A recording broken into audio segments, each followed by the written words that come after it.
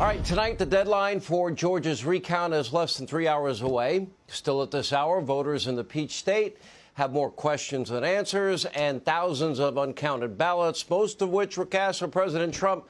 They've just been turning up all week. Fayette County, 2,755 ballots just unearthed. Another 284 were discovered in Walton County. This all in addition to the 2,600 uncounted ballots in Floyd County that were discovered just a couple of days ago. If you're keeping track, that's over 5,600 uncounted votes located in the past week. 2 weeks later.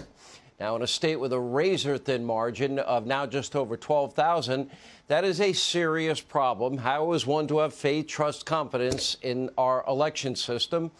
But the issues in Georgia don't end there. One county, a purported human error during the recount, might have given thousands of extra votes to Joe Biden, if not for one extremely attentive observer.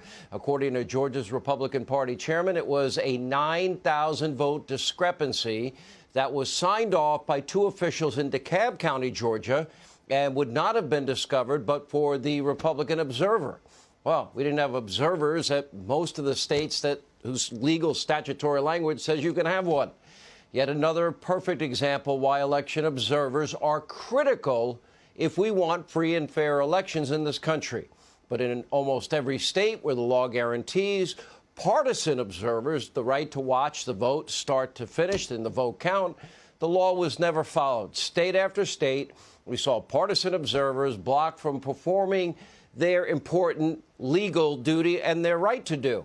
In what was a clear violation of law, many observers were reportedly only permitted to monitor poll workers, 6 feet, 20 feet, 100 feet. Let's say you have perfect 20/20 vision. Catch a mathematical error in fine print from 6, 20, or 100 feet away. Impossible. Now, this was one of the many serious issues in the all-important swing state also in Michigan. According to numerous now sworn affidavits in Wayne County, quote, allegations include workers coaching people on how to vote, peeking at the ballots to see how people voted before processing them, and preventing Republican poll inspectors from being able to effectively watch the counting process. And last night, because of all these irregularities and accusations of fraud, well, there were two Republicans on the county's board of canvassers that said, you know what, we can't justify certifying the election result. That is until, well, they did that. Then they were called racist, families threatened. They were outing where their kids went to school, and during a public, comment period, all on a Zoom call. You can't make this up. Take a look. Your grandchildren are going to think of you like Bull Connor or George Wallace. Shame on you for leading to this level of corruption. You have disavowed your right to even sit in the seats that you occupy. You are a disgrace. Tonight, it is as though the 15th Amendment was never passed. It was then disingenuous to assert that this is anything other than two members using their positions to cast doubt both on the votes of African-American voters and the work of those who counted them. Because what the both of you are doing right now is adding to systemic racism. Just a small example of the truly vile smears leveled against the two GOP members on Wayne County's board of canvassers. And unfortunately, this kind of hysteria, vitriol, is not unique to Detroit. All over the country, Democrats, their allies, the media mob, completely apoplectic that Republicans are attempting to verify the election results. According to them, it is unpatriotic, even treasonous, to investigate sworn affidavits of their fellow citizens alleging real election misconduct. Take a look. Breaking overnight, American democracy. Actually, it didn't break, but it wasn't for lack of trying from President Trump. A dizzying 12-hour period where the president assaulted dedicated civil servants while simultaneously trying to undermine the outcome of an election. The losers in the Republican leadership should take a page and don't lecture us anymore about patriotism or about putting country over party, or rather putting party over country, which is what they did. I never thought I'd see a day where you saw pretty much an entire party in this country refuse to accept election results. This is like a sick, childish fantasy. that these Republicans, okay, are basically tiptoeing around Donald Trump. We could just replay their 4 years of craziness, and are they that out of touch with who they really are? Fake, phony, feigned selective outrage, pretty much something to behold. Sean Davis, Federalist, writes on Twitter, Democrats, the media accused George W. Bush of stealing the election that he was involved in 2000.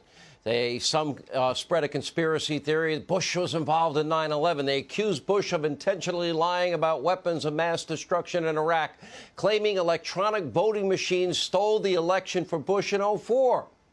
That was Democrats. Then, of course, they spread the hoax that President Trump was a Russian agent. They spread those lies and slander for, 3 straight years. Justice Kavanaugh pretty much called a rapist and everything in between. They said violent riots this summer were peaceful. Remember the banner from fake news CNN? Fiery, but mostly peaceful protests. That was the background. Take a look at that. They accused Republicans, especially President Trump, Nazis. You know the names they say.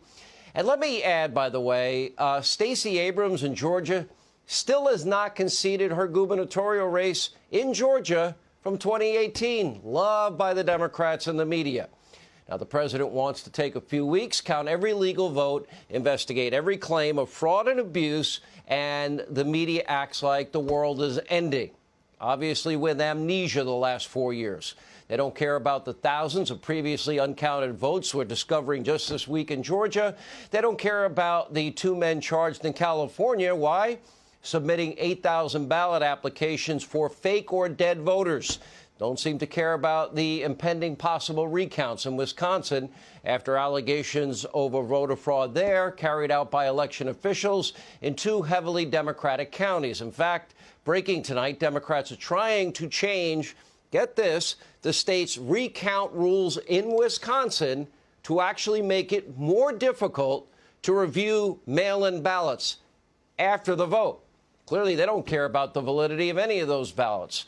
They don't care about partisan election observers blocked from polling locations. They don't care about the chaos causing widespread mail-in voting, and by the way, mail-in voting. And they don't care about outdated voter rolls and the lack of voter ID. And that leaves states vulnerable to fraud and to abuse. And how can anyone have confidence in any of this? They don't care about security. They don't care about the accuracy of voting machines that they themselves and the New York Times and Princeton professors and the AP all criticized. They don't care about any of it because they got the result they wanted. And for them, that's all that matters. Now, the left in this country, they're not valuing freedom, fairness, truth, equal justice, or the rule of law. We've watched that for 4 straight years. What they want is power and, of course, to slander Donald Trump every second of every day. And by the way, the coming weeks and months, fundamentally could alter this country, our way of life. All right, here with the very latest, what's going on in these varying states, Kayleigh McEnany. So let's start with Georgia again today. So we have 3 counties where, magically this week we find all these votes. Now, I guess then we have the verification signature double standard. We've talked at length about that. And then what's the latest on the ground there? Yeah, that's it, Sean. You hit the nail on the head. As they're finishing up the recount by midnight tonight, they will submit those results. But as President Trump has noted, and he's absolutely right about this, if you're not verifying signatures, if you're following the rules of Stacey Abrams, who refused to concede, who still thinks she's the governor of Georgia, how good, in fact, is your recount? A recount which, in fact, as you noted, found 3 tranches of ballots previously undiscovered, all of which happened to favor Donald Trump's chances eventually and increase his vote total. So how good is that recount, as the president has noted? When a poll observer now found a 9,000 vote discrepancy in Georgia, and then you think that all of the states that didn't have the partisan observers that the legal statute allows, it makes you wonder, how do you put trust in that? What I'm trying to understand, if the law says clearly partisan observers get to see the vote counting start to finish, and they're not allowed to see it, and the law is not followed, then you're never going to have the confidence that the law was meant to instill, right? Yeah, Sean, that's exactly right. And in particular, in a place like Pennsylvania, I was contacted today. I found out about a few cases, and there are declarations that support this, that there were multiple individuals in a state like Pennsylvania, and this is going to back up your point, who went to the polls and said, I'm here to vote in person, and they were told, oh, wait, you already voted by mail. Well, they never requested a mail-in vote, nor did they ever return a mail-in vote. And they cast a provisional vote in that instance, and their vote was never counted. This is why you need poll watchers to verify that that mail-in vote is actually the person whose name is attached to it. It's why having poll observers a football field away as they proceed to count 627,000 votes in Pennsylvania is such a travesty. Let me go to Wisconsin. I had a long discussion. Reince Priebus will be on the program tomorrow. That the election committee, the admissions committee, is trying to change the rules to review absentee ballots, trying to change it in terms of showing the actual application, which the rule calls for. They're trying to do it now at this late date, which means, that means they sense trouble. People claimed they were indefinitely confined. That went up like 3- or 4-fold from the last election. Clerks then allowed people to vote early, apparently, and vote absentee early, which the law doesn't allow also. Is that all going on? Is that all proven? That's exactly right. So we filed this petition in Wisconsin for a recount in 2 counties. It's exactly as you described it. One of those counts says in the state of Wisconsin, if you are indefinitely confined, you can cast an absentee ballot without showing voter ID. Last election, 72,000 people did that. This election, 240,000 people did that, presumably using COVID and fears of COVID as an excuse. So it was a way to circumvent voter ID. But at the very top of your question, you hit a key point, Sean.